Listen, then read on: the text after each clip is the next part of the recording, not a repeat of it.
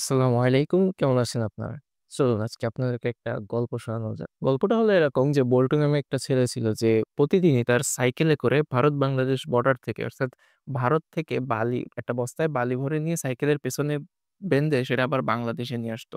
এবং এভাবে কয়েকদিন আনার পরে হঠাৎ করে বর্ডার গার্ডের বা বিজিবির চোখে পড়ল। তো বিজিবি তাকে আটকালো এবং তার বস্তা চেক করলো। চেক করে দেখে যে শুধু বালু, তাই তাকে ছেড়ে দিল। তো পরের দিনও বালু আনার সময় ওই বিজিবিদের সাথে দেখা হয়ে গেল এবং রীতিমতো তারা চেক করে আবারও তাকে ছেড়ে দিল।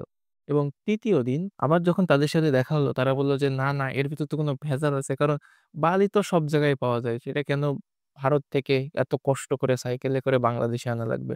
তাই তারা ওই বালিকে ল্যাব টেস্ট করার জন্য ল্যাবে পাঠিয়ে দিল। বাট তারপরেও কিছু ধরা পড়ল না। ওটার ভিতর শুধু বালুই ছিল। তাই তারা বল্টুকে ছেড়ে দিল। তো এরপর এরকম কয়েকদিন চলতে থাকলো। তখন বর্ডার গার্ডরা ভাবলো যে তাহলে একে রিমান্ডে নেওয়া দরকার। কারণ বালি তো চাইলে নদীর পাড়েও পাওয়া যায়। এই বালি কেন এত কষ্ট করে ইন্ডিয়া থেকে নিয়ে আসতে হবে? তারপর যখন তাকে রিমান্ডে নেওয়া হলো এবং পানিশমেন্ট দেওয়া হলো তখন বেরোলো যে সে আসলে ভারত থেকে বাংলাদেশে বালি পাচার করতো না। বরং বালিটা যে সাইকেলে করে নিয়ে আসতো ওই সাইকেলটা পাচার করতো। এবং সে সাইকেলে করে প্রতিদিন বালু আনতো এই কারণেই যাতে বর্ডার গার্ডদের দৃষ্টি বালুর উপর থাকে বরং ওই সাইকেলের উপর না থাকে। তো মোরাল অফ দ্যা স্টোরি, আমরা আমাদের জীবনে এমন অনেক সমস্যা বা এমন অনেক জিনিস আছে যেগুলো কমপ্লেক্স, এগুলাকে বেশি গুরুত্ব দিই। অথচ সিম্পল জিনিসগুলাকে আমরা তেমন একটা গুরুত্বই দিই না।